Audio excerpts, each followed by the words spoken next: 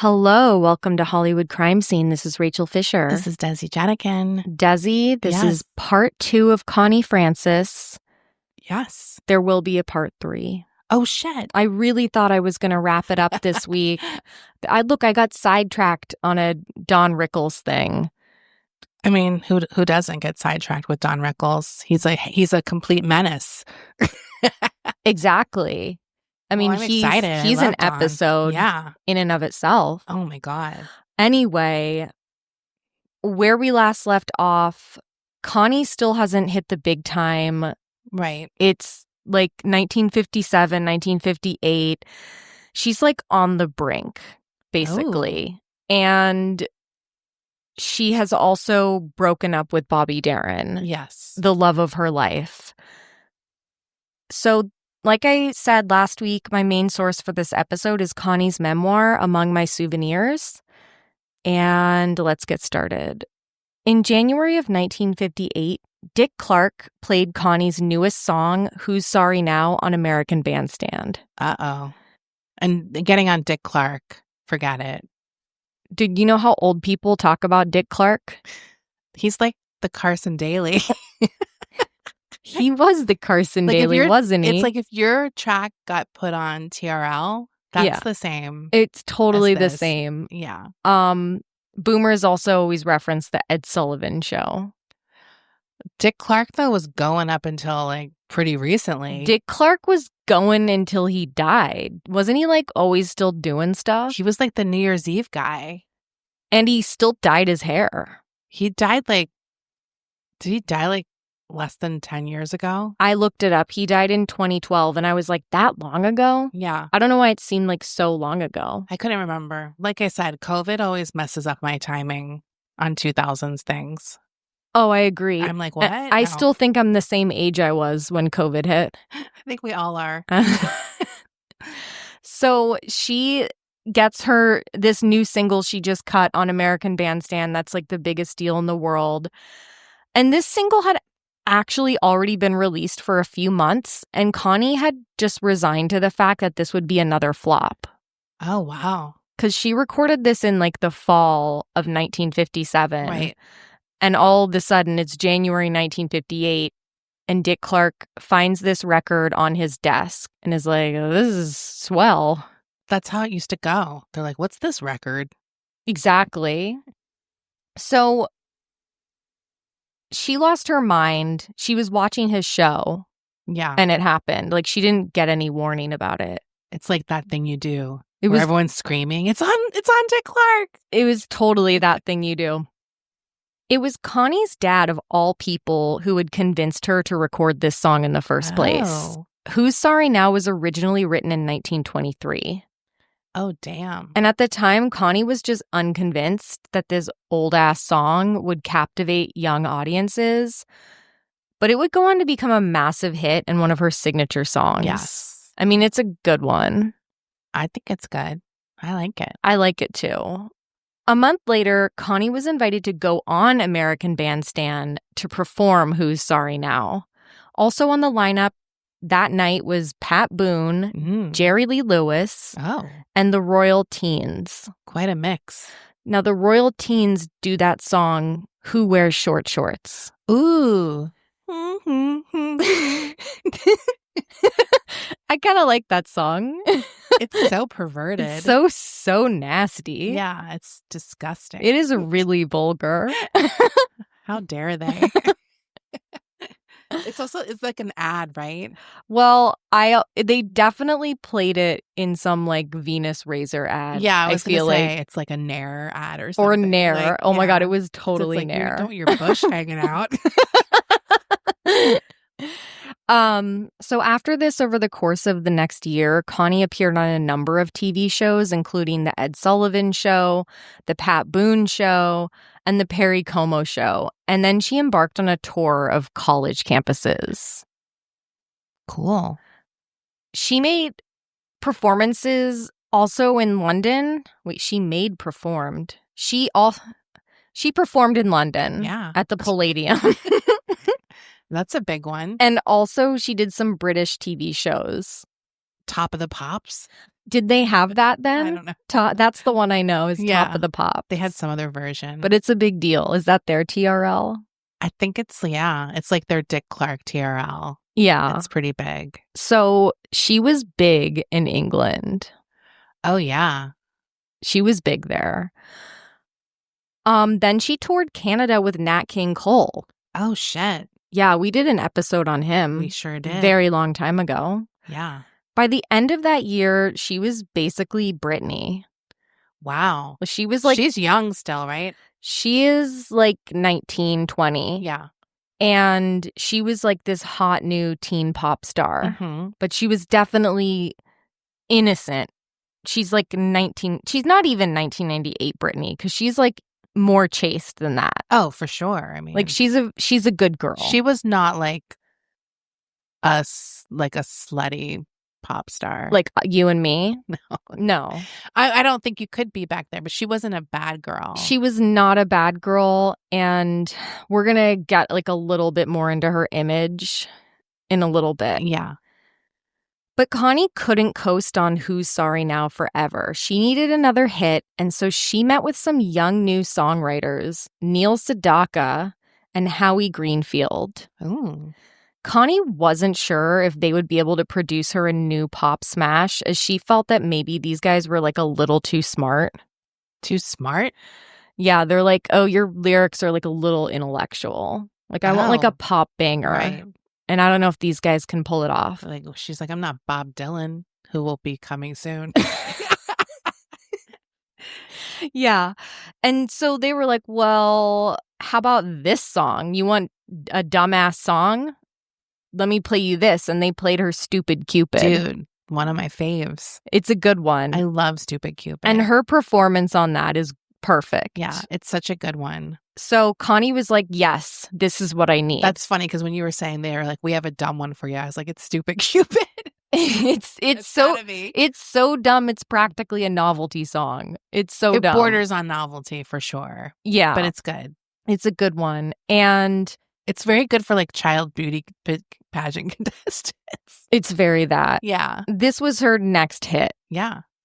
Meanwhile, that same year, Bobby Darin had a hit with his breakthrough single, Splish Splash. No. Yes. The tabloids assert... As if I didn't know it was a huge hit. No, that song became a hit. Come on. The tabloids asserted that Connie Francis was still desperately in love with Bobby. I mean, it hasn't been that long since they broke up. It hasn't been that long, and like, she was. Yeah, they didn't break up because they hated each other. No, so, they broke up because of her dick dad. Pining away.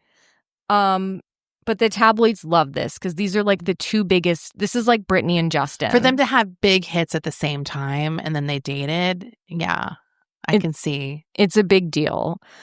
One of these tabloids proclaimed, quote, Connie and Bobby are the reigning king and queen of the pop music world, but they do not share the same throne. So Connie has nothing but her music now, her one reason to live. Jesus.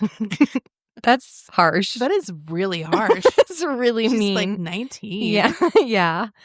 The magazines also asserted that she was in a love triangle with singer Joanne Campbell, who was dating Bobby at the time. Oh. Connie told Howie Greenfield at the time, she's like, that's bullshit. I'm not still in love with Bobby. But she's still in love with Bobby. Like, I get that she doesn't want people to know. She's telling everyone, she's like, I do not love him. Yeah. That's not my boyfriend. Have fun. He can fuck Joanne. I don't give a shit. And honestly, that kind of was how she felt. Like, because she just saw Bobby for the rest of his life, just like, fuck hella chicks. I think you can have two feelings about it at once. Yes. Like, you are in love, but you can't accept that. So you can also be like, fine, I don't fucking care. Like, I mean, it's a classic combo. It totally is. Connie threw the tabloid journalists for a loop when she decided that her next love ballad should be titled Frankie, as in Frankie Avalon.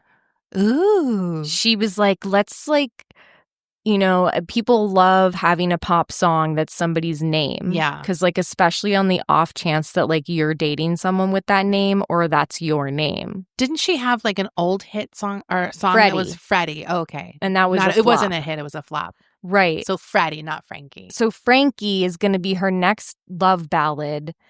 And she had actually gone on a date with Frankie Avalon once, but nothing happened. And he was also this big pop star at the time. Yeah. So it only made sense to name a love song after him.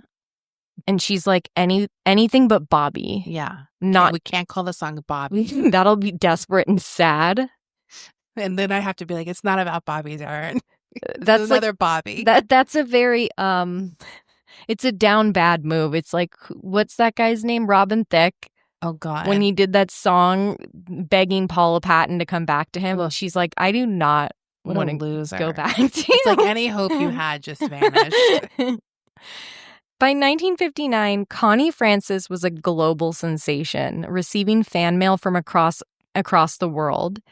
And she was a big enough star that she now had her own line of merch. Oh, shit. Like, you know how pop stars, it's like, get the lunchbox. Yes. Get the Connie Francis makeup kit. Yes. Like, she had all that shit. She had paper dolls. Oh, wow. Charm bracelets, autograph books, posters, T-shirts, everything that, like, preteen and teen girls are begging their parents to buy them. Right. I love it. The following year, she became a spokesperson for Coca-Cola, and she got a ton of money. Yeah. And because this was during the Cold War, a bomb shelter company reached out to her and was like, we want to build you and your family a bomb shelter. Damn. And like that's like free advertising for us. Like we built Connie Francis's bomb shelter. That's some cool freebies. And she was like, sure, I don't care. Yeah. I'll take a bomb shelter. Who wouldn't? I would take that. I want a bomb shelter. Why not? So fun. Obviously, being a teen idol, Connie was written about constantly in teen magazines. She says that most of the stories weren't true and that they'd often just make up random quotes that she never said. I think that was like, I mean, I guess it's still true in these tabloids. I guess now they do like a source says. Right. Someone close from the singer's camp or like. They'll do that. But back in the 50s and 60s, and I'm sure before, they would just make up completely fake quotes that these people said. It was the Wild West. Yeah. They're like, we don't know. We'll just go out of business if we get busted. She could have said it. Yeah. It's so crazy that you have like one hit song and all of a sudden you're worldwide famous. I know. That's so fast. Like, no wonder it fucks people up.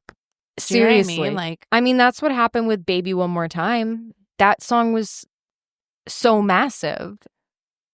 Yeah, I mean, it took her into like the stratosphere. At least in her case, she had been in the game a while. I mean, so with Connie. Like, Connie was on like her. She was on like that's true. Her version of Kids Incorporated. Yeah. But it's so crazy. I think it's all of a sudden you have to do all this shit, right? And you have merch and Coca-Cola. And you're just saying yes to everything. Yeah. Because you're coming from when you were not having anything. Yeah. Right? She had been grinding away. And I think also Britney, when she like her first album was a hit. Like Connie had a couple of flops first. Yeah. And she doesn't have an album. Is she just releasing like she had some albums or like LPs. Albums. Okay. I guess. But not like a 10-song thing. It's like little singles or something. I guess. Yeah. I don't know how they did it back then. But yeah, it's crazy. Yeah, so she gets really big off this one song. Obviously, she comes out with some more songs after that. They're basically all hits because people just like love Connie Francis right now. Back to the tabloids. One time, the tabloid magazines actually did get it right because they did this headline in the tabloid said, "My father kept me as a prisoner." And the article was basically about how overprotective her dad was. Oh, shit. And she's like, that actually is accurate. Like, that is true. So the tabloids and like the teen magazines even knew about overprotective George Francanero. Well, because he had that incident, right? At the recording one of the shows. Oh, at the He got like pulled out or something. What's that guy's name? That show. I forget his name. It was a variety show or something, or a talk show, and he pulled the gun out and that's right. threatened Bobby Darin. So I'm sure that like that stuff got around. I'm surprised they didn't report on the gun incident. I am too. That seems like it would be major news today. Like, oh yeah, do you know what I mean? Oh yeah, I mean that Hillary Duff's dad like pulled out a gun. It seems more like a Joe Simpson move, or like a Lindsay Lohan, Michael Lohan. You're right. Actually, that's more of a Michael Lohan move. I would buy that from Michael Lohan. No, and people would have recorded it on their phones, and it would have gone so fucking viral, it would have been out of her control. Career wouldn't have recovered because of her fucking dad. Yeah. Yeah, and Connie, they're lucky that they don't have the media we have today, I guess. Yeah. So Connie didn't exactly have an active dating life in terms, like, she wasn't getting like hot and heavy. She's still living at home, right? She's still living at home. The fan magazines, however, would have led you to believe that she just had like a roster of all these boy teen idols that she was dating just because she knew them, because they were like in the same line of work and around, and like she might have like hung out with one. Or they took a picture in the recording studio halls or something like. Yeah. But that she was so chaste, and so like, I'm not getting any D. She wasn't getting. It's a major cock blocker. Her dad was such a cock block. She did get set up on a publicity date with Anthony Perkins. Ooh, and you know her dad was like fine with that one. Yeah, he's like the gay guy. Sure, he's like she doesn't like my daughter. How did my daughter? My daughter. Anthony's studio hired a photographer to take tons of pictures of them together on their date in Central Park. And she was like, we literally ended it with a handshake and like left. Like they both knew it was just like. That's so funny. You know, to make sure people were like, he's dating a lady. Yeah. Look, he loves the ladies. And inside he's like, oh my God, Connie Francis, I'm literally freaking out right now. I am obsessed with Who's Sorry Now and like Stupid Cupid, what a bop. Connie was like very Taylor Swift kind of with the media, like who's she dating? Like, oh, she's always got a boy. Right. She's like, she knows all about dating. Right. They're putting this thing on her that's not true. Right. Yeah. And like that's sort of like her image. Like I've compared her to Britney, but I would also compare her to Taylor Swift in the way that she was known for these like very confessional songs that teen girls could relate to. Yes. And songs about like yearning and heartbreak. Yes. But they were very easily accessible. Right. So it's like relatable. Very it's like relatable. That's how I feel about boys. Like, yeah. She was always singing about all that stuff that every teen goes through. Yeah. So, she did date a couple famous European guys, including singer Peter Krause, who had been called the German Elvis Presley. Wait a second. I feel like we've talked about him Have before. We I don't remember. Have we? But I was like, how do I know? I know this. I'm like, we must have. It's so funny. A tabloid reported on the romance between Connie and Peter and printed a headline that said, Peter made a woman out of me. Oh. Connie's dad was not happy about that. I can't let her go off with a European guy. Yeah. That's not going to go well. So because Connie was so relatable to all these teen girls, she was given a column in 16 magazine called Your Secret Sister. Oh my God. She would answer questions about dating and love from readers. So funny. And she was like, I didn't know I was just making shit up. Yeah. She's like, I had no idea what I was talking about. This is such a classic, like, publicity stunt. Like, giving these celebrities a column. Totally. Oh my God. I love it. Connie heeded the advice she had gotten from both Bobby Darin and her father. play to the women in the audience. Don't be a threat. Don't try and be too sexy. That's not you. Just be a girl's girl because the girls are buying the tickets and the records. Smart. I mean, and that's honestly who she was anyway. Right, but just don't try to be something else. Like, that's fine. They like you because you're relatable and because you are expressing these feelings that we understand and that right. I don't know. She just was like, teen girls loved her. Yeah, I think that's cool. And she never tried to be like, now I'm going to do something for the male gaze. Yeah, I like that. Yeah. Because I think especially throughout history with pop music stars, they're always pushing them to do the male gaze route more than anything. And she didn't do that. Yeah. In 1959, Connie recorded her first foreign language album. She would record several. Oh, yeah. This album she recorded was called Connie Francis Sings Italian Favorites. And this was a hit. This was big in those days. Yeah. Doing these kind of like foreign language type albums. To like reach a bigger market. Yeah. But it was all familiar music. It's all standards. Yeah, because sometimes a lot of those standards, they were originally foreign songs. Then the lyrics were changed. Like, I think Beyond the Sea. No way. Beyond the French? Sea is La Mer. That's right. So there's like a few of those. I can't think of any more. But like, so I think it was popular during this time to do that kind of thing. Yeah, I think so too. Because if there's like a few Italian specifically that I'm thinking of. When the Moon Hits Your Eye? No, like albums where people are like, like whoever does Italy, okay. Italian classics. What are the Italian songs that got translated into English that became hits over here? God, I know there's some. Volare? Well, what? Isn't that all in Italian? Because he just goes, whoa. Well, I was like, is it whoa, ho, ho, ho English? What else does he say in that song? Cantare, whoa. No wonder my happy heart sings. Okay, so it has English. It's Italian English. But it might be all Italian at some point. It was originally. I don't know. It wasn't just. No. Okay.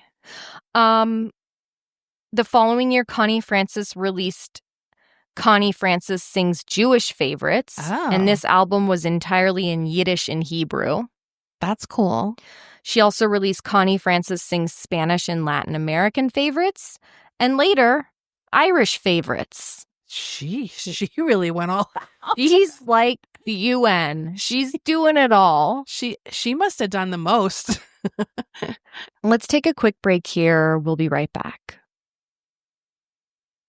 In 1961, Connie was pissed because Dorothy Kilgallen wrote that Connie was rumored to be dating Dick Clark.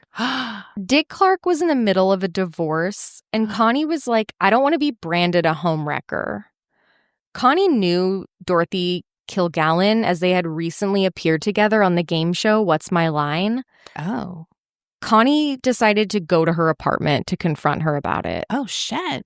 And she was like, what the hell, Dottie? She's like, Newark. I'm from Newark. Basically. Connie could really give it to you. Yeah, I bet. Like, she is like, I'm an Italian girl from Newark. Yeah.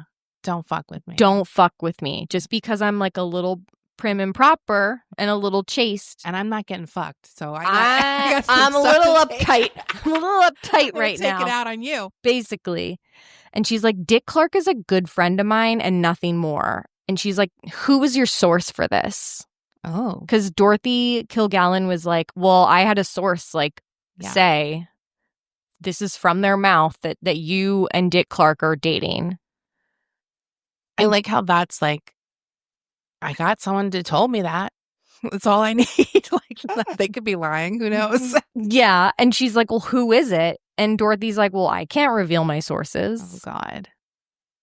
And they did eventually make up, these two. Aww. Like, because Connie was really mad. But the damage was done because other magazines picked up this story. And Photoplay even wrote a 4-page expose on this affair. I mean, to be honest, it was probably bound to happen just because they were in the same circles and he was divorced. Yeah. You know, like, yeah. but yeah. And like Dorothy's original blurb was like, it seems like Dick Clark won't be a bachelor for too long because he's apparently dating Connie Francis. Oh, well. Connie never found out who was spreading rumors about her and Dick Clark. But she also ended up calling like another magazine to do an interview with the journalist to quash these rumors. So she was like, it's not true.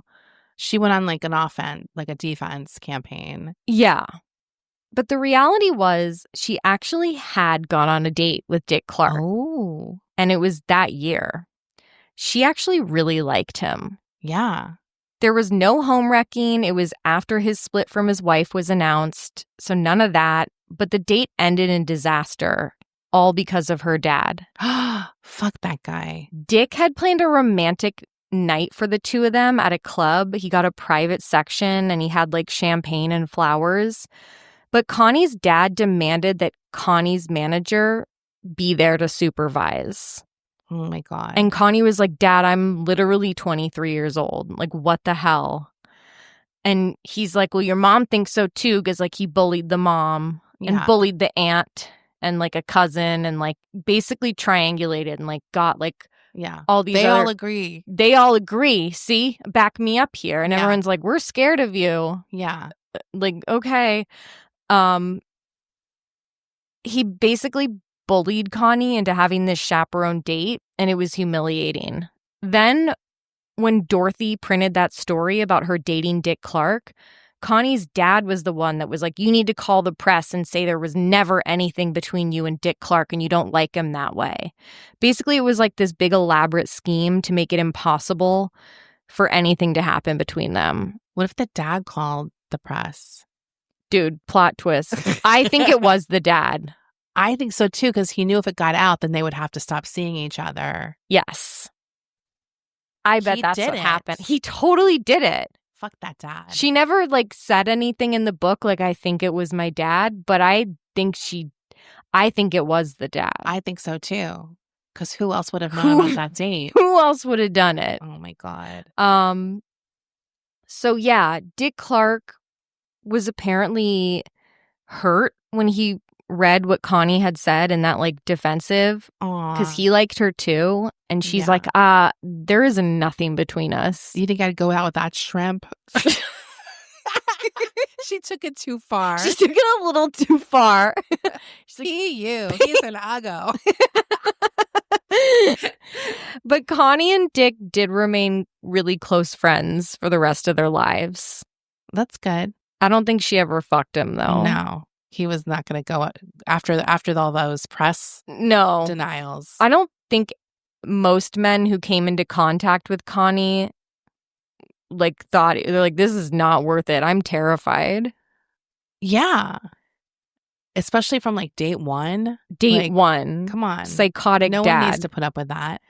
At least Dick Clark never got beat up by George Francanero, because some other guys sure did.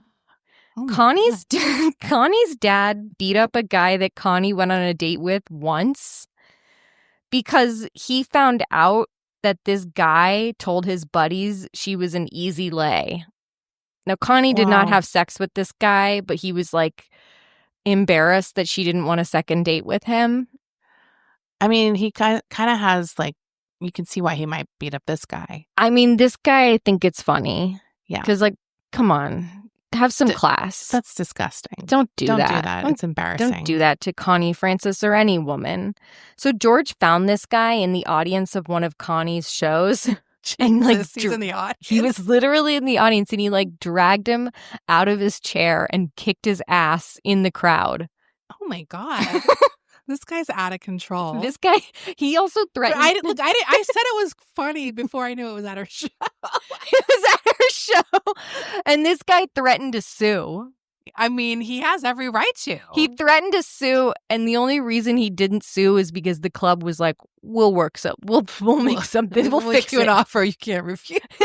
Basically, they're like, Connie, we love you, Connie. Connie's dad's temper did one time work to her advantage, though, and Connie, like, used it for that purpose. Oh. So she's like, well, now is a good time. Now I can use my dad for good. Basically, what happened is, like, many years later in the 70s, Connie had a performance at a hotel in Miami, and a strange man was there pretending to be part of Connie's entourage. And so he was, like, at the bar charging all these drinks. He charged, like, $1,000 worth of Holy drinks. shit. And was saying, like, put it on Connie's tab. And Connie, like, found out about it while it was happening, and she's like, who the fuck is this guy? So she came up with a plan. Well, first she noticed that this guy weirdly looked just like Bobby Darin. And she's like, that's interesting. So she invited him back to her dressing room. And she's like, I might, when my dad walks in here and sees this guy, that there's some strange guy in my dressing room, like, he's going to flip his lid. Yeah. Connie's in her 30s, in the 70s, by the way. Oh, so this is a story later. This is a story later. Okay. So her dad comes in and immediately, like, steam's coming out of his ears as soon as he sees this guy in her dressing room. And he said, who is this guy? Do you know what he looks like? And he starts beating him up. And he's screaming, you look just like somebody I hate.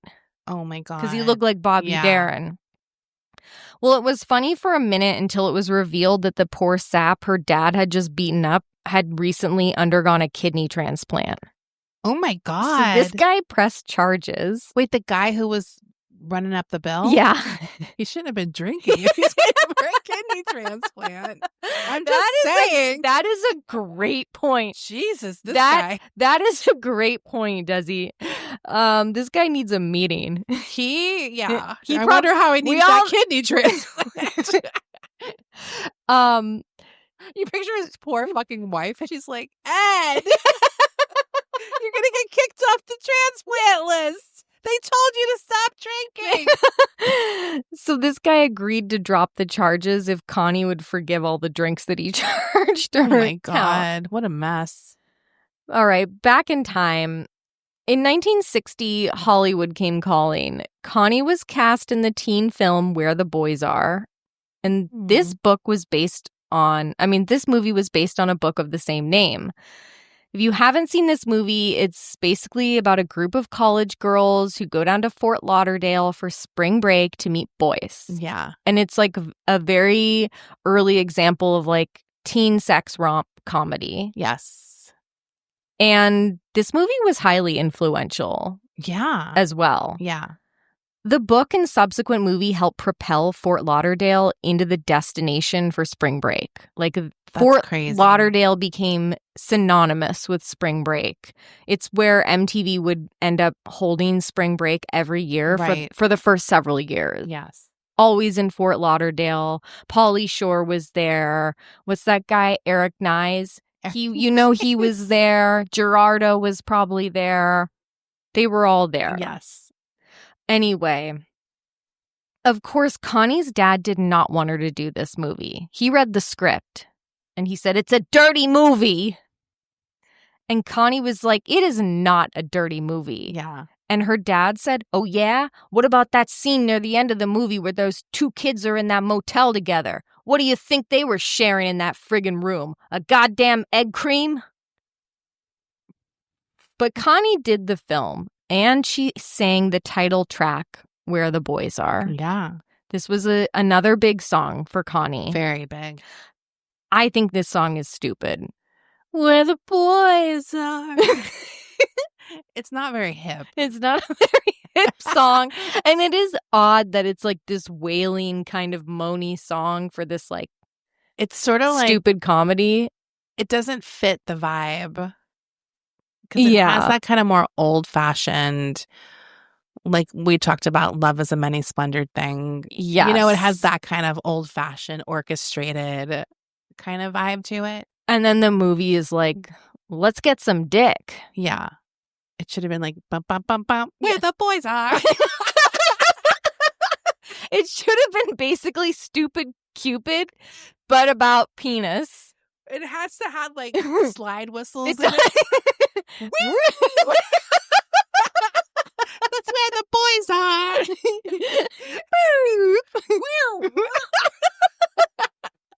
That is totally us back in time. Let us produce Seriously, this record. I could have made a hit record. I would love to make a novelty hit. Between this and the response to Splish Splash. The response, we need like Roxanne's Revenge for Splish Splash. Exactly. We need that. We need that song. Splish Splash, look at this fucking pervert. Look at my gash. Desi, no, you did not. We gotta do the X-rated. Well, that's what they do in the 50s. They always put out the X-rated versions of songs. Remember, like in the 50s, yeah, there's like a lot of dirty songs where it's like naughty. And they had those. They said, "Take a look at my cat." Of course, they said honestly, that. Honestly, sounds like a song I would have rewritten when I was 10 because that's what I frequently did to popular. Everybody knows my remix of Kokomo that I rewrote when I was 9 years old. Everybody knows. If you didn't write new dirty lyrics to old songs, how can I even be friends with you? Like, how did you not do that? So fun. I got in trouble. I got in trouble in school for singing my new lyrics. I also got in trouble because I rewrote a poem about Johnny Appleseed. Oh, Desi, what did you make that poor man do? That was the first time I got in trouble in school. I explained the poem. I did something along the lines where he was a pimp. I can't remember. I wish I had it, but I wrote all dirty lines to a Johnny Appleseed poem. Like he's planting his dick. He's planting his seed. Oh. And my teacher caught the poem or saw the poem, and I got sent to the principal's office. It was the first time I got like in trouble. In school. You can't tell a couple of sick fucks like you and me something with seed in it. Also, I always think back. I'm like, all those teachers thought we were funny. When they found those dirty things. I bet some of them did. I would have been the teacher like hiding because I was laughing. I bet some of them did. I did have a couple of like cool younger teachers. Yeah. No, I agree. Oh my God. Anyway, so Connie did the film. She sang the title track. But that didn't stop her dad from barging onto the set one day and losing his mind when he saw the dailies. Jesus, this guy. He bellowed to Connie, "Look at you. You look like a goddamn hooker. They're going to take back your Catholic Entertainer of the Year award." Oh, no. After George Francanero's meltdown, the wardrobe department let Connie know that she would not be in underwear for the next scene where all the girls were supposed to be in underwear. So in this scene, she put a still of it in her book. All the girls are in their underwear and she's in like a fucking house dress. Like she's in a dress.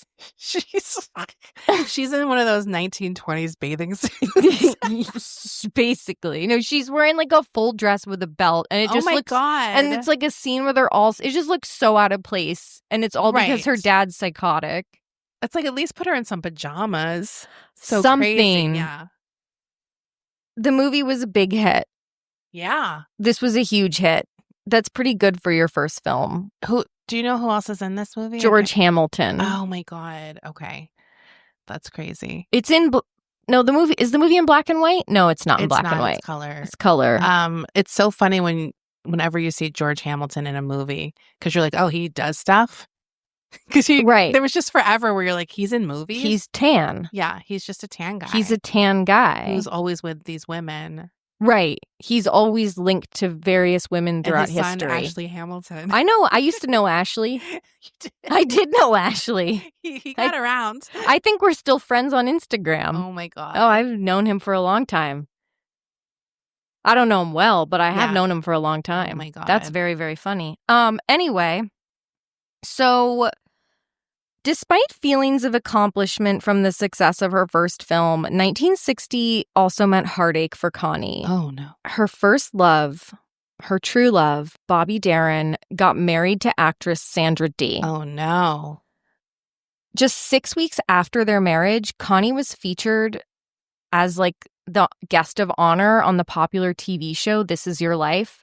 Now, if you don't know this show, it featured different celebrities that would come on and the host would do this like retrospective of their life. Right. It would be like, it's me, your fourth grade teacher.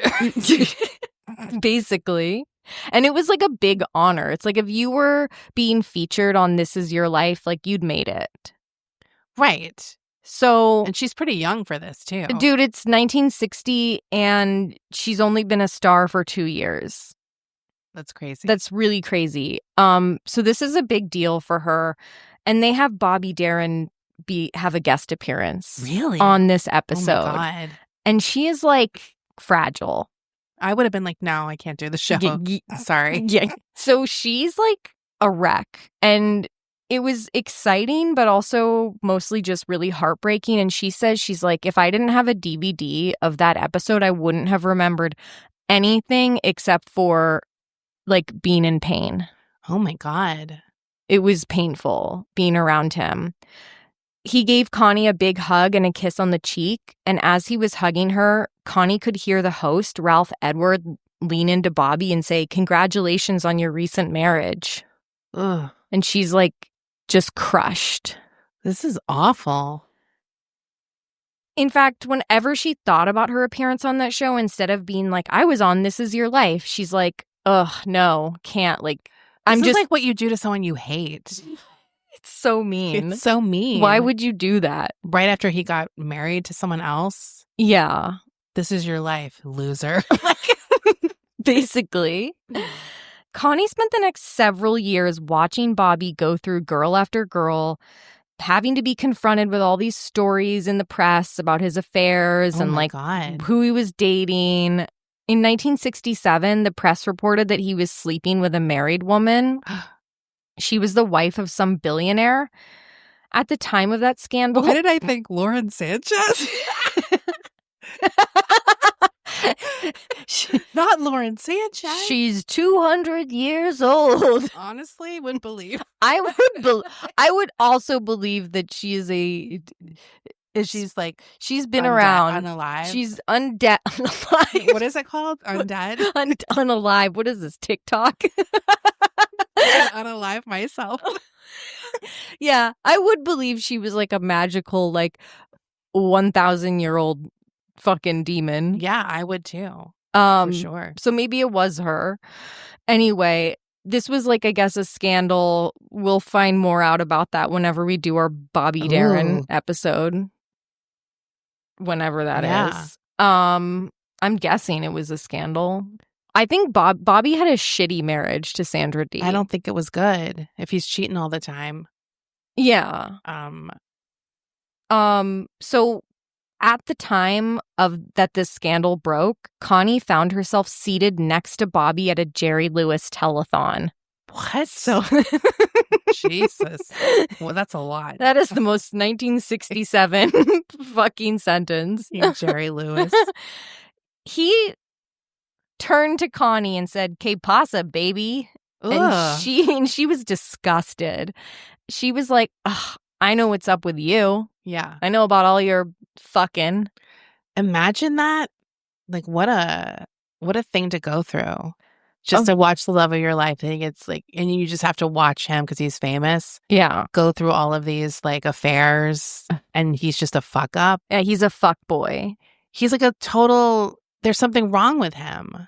Yeah. Right? I guess she's probably also sort of like, well, thank God it's not me. Yeah. But then you also think maybe if it was me, he wouldn't have gone crazy. Right. She's like, we were supposed to get married and be together. Why couldn't we have just gotten married? Yeah. I mean, he's a messed up guy.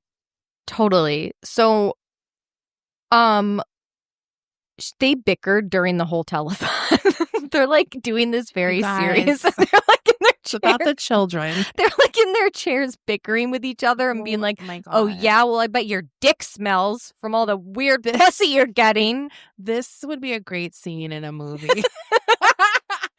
Right? And Jerry Lewis is like, this is a biopic. I just want to see those two in the Jerry Lewis telephone.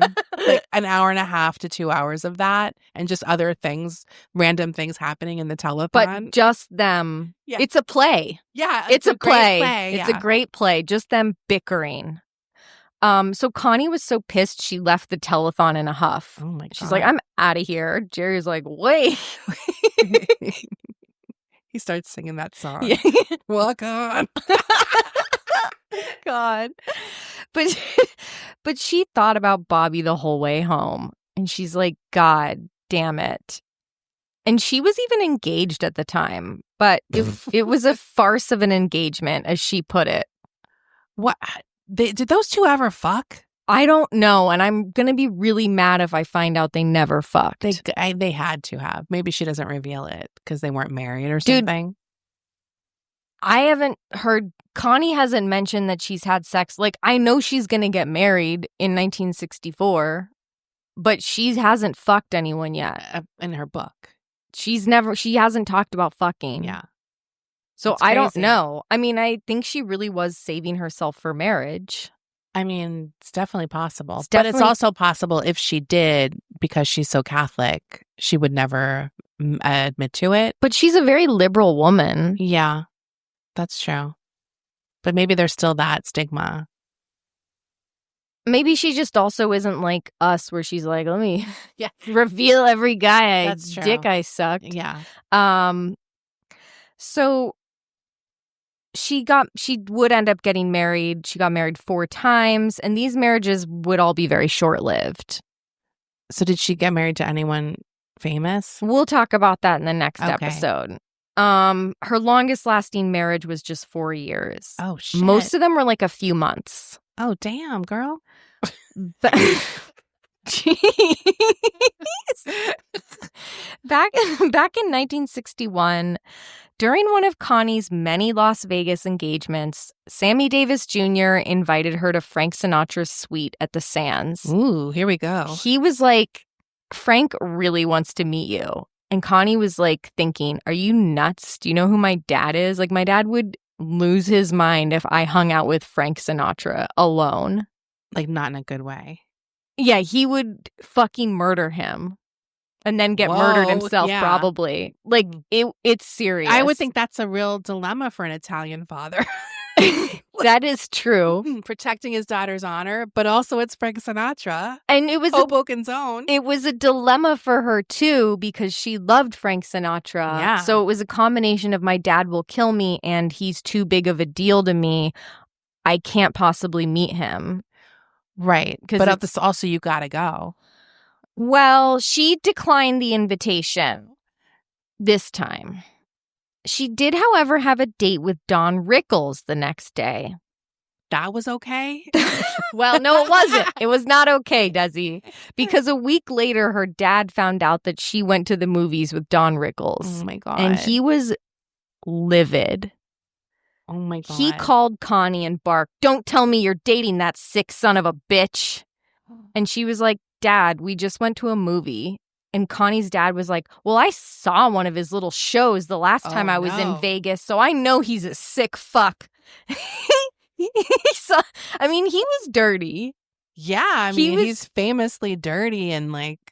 And the dad like relayed the entire bit that Don Rickles did to Connie. He's like, "Listen to what this fucking guy said."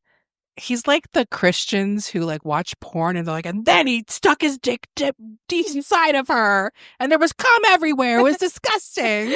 But they keep watching. Like, so basically this was the bit. Connie's dad said, I saw him the last time I was in Vegas, you know? The time you refused to go to his show. Want to know what he did?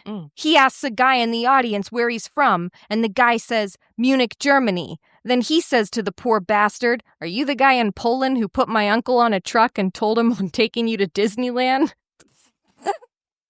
Then bashing the guy like hell by doing a full 10 minutes on Hitler. He ends the show, but first he apologizes to the German. He tells him he was only kidding, hopes he didn't offend him. Then he tells the poor guy to stand up and take a bow. And then you want to know what the sick bastard does? He turns around to the band and yells, "Open fire!" And this kind of shit is funny to you? Oh my God. And Connie was like, "Well, yeah, kinda." It's pretty funny. It's a pretty good bit. Oh my God. So Connie's dad was like, "I'm coming to Vegas." Oh, my God. I have these new speakers that just arrived for your show, so I'm going to hand deliver them. And she's like, Dad, no. Does the guy have a job? No, he doesn't. Oh, my He's God. He's what a actually nightmare. he's actually on retainer from the record studio as her glorified manager. Like Oh my he's like God. he has like a bullshit title. I can't believe they didn't give him something else to do to like get away from her. You know what I mean? Like, Right. give him some job at the record label. Something to keep him busy. Yeah. This guy's not busy enough.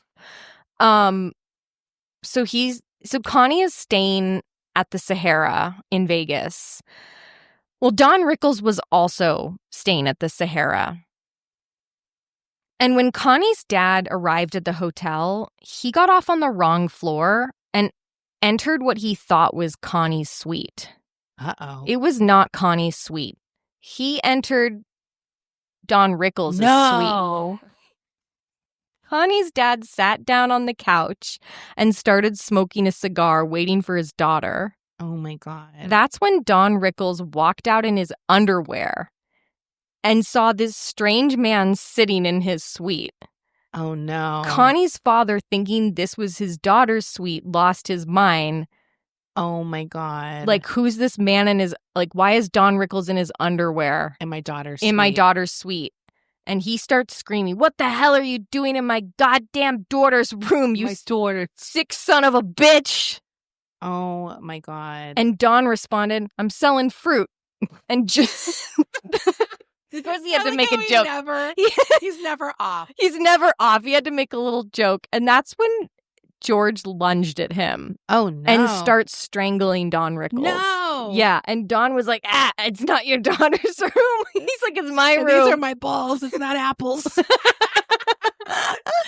And so George backed off of him, I think, because he was tired and old. And Don immediately called Connie's room. And he said, "So your dad just walked into my room with a hole in his shirt, carrying a loaf of Italian bread and 2 black suitcases, like he's in the mafia." He says he drags her dad's ass.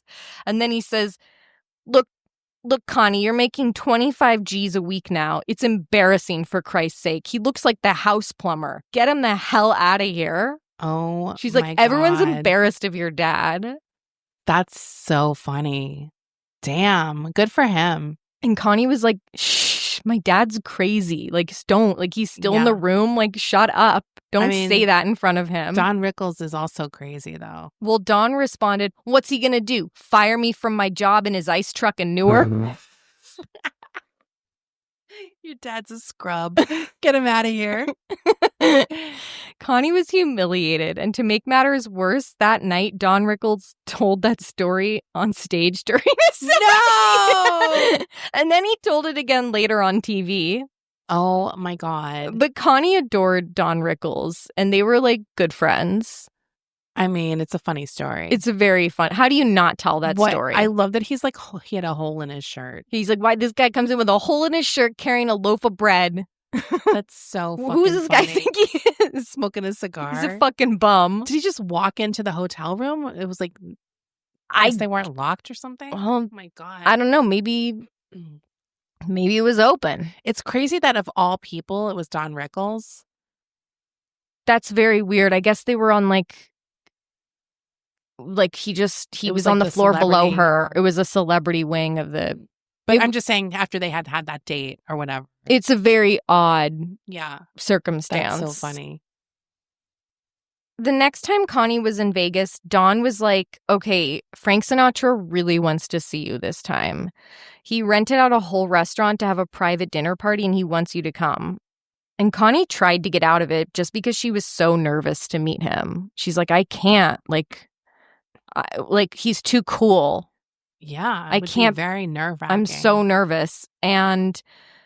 But Don convinced her. And when she arrived, he introduced her to Dean Martin and Peter Lawford. She also met Frank's friend, restaurateur Jilly Rizzo, and Frank's bodyguard and friend, Eddie Pucci. So she's meeting all these guys in his circle. And Connie ended up face-to-face with Frank Sinatra for the first time as he was exiting the men's room and she was entering the ladies' room. Oh my God. And they chatted for a little bit, and it was pretty chill. And Frank actually like had met her dad before. Oh my and God. was like, yeah, I know all about your dad. He's fucking crazy. Oh my God. Connie went to the bathroom, and when she returned to the table, Frank was shouting. Oh no. He was losing his mind over an article that had been written by Army Archerd in like Variety. Yeah. And Frank Sinatra was shouting, that motherfucking prick, Army Archerd, I'm gonna break that rat bastard's friggin' legs. I'm nice enough to invite that piece of shit to my house for a private party, and then that rat bastard son of a bitch reviews every one of my guests here. That motherfucking cocksucker. And then he grabbed the table and did a Teresa Giudice. I'm dead serious. He actually flipped, like he grabbed the table, but then he yanked the tablecloth and he did that. So he flipped everything off the table. Right. And everything went going across the room. Oh my God. That's so funny. And everyone's like, Frank, there's children here. I want that gift. I want that gift too. But it was in Las Vegas where Connie would meet her first husband, Dick Canellis. And we'll talk about that marriage as well as concluding our story with obviously a couple of pretty big crimes. Yeah. Not just the one you're thinking about, but some other crimes as well. Cool. I'm excited. There's still a lot of story left. I could not squeeze this into one episode. I love Don Rickles. I do wonder if he's an episode. He might be. It might be worth it just to get all his funny stories. Yeah, and just to tell his jokes. Yeah. Because they're very funny. He's so funny. I also love when I see him when he's young, because I just remember him as the bald old man. I know. Because he was like a bald old man basically our whole lives. Yeah. Yeah. But then when you see him with like a little hair, you're like, what? Well, that's how I even pictured him, even when Connie was like, I went on a dim, like Don Rickles, he was like 100 his whole life. Yeah. No, I'm like trying to picture what he was like on their date, like how he looked when he asked her out. Yeah, because it was like 1961. Yeah. So he must have had a little hair. I think he had that little hair. He had a little hair. Yeah, for sure. Okay, great. All right, we'll be back in a couple days for the mini episode. Bye.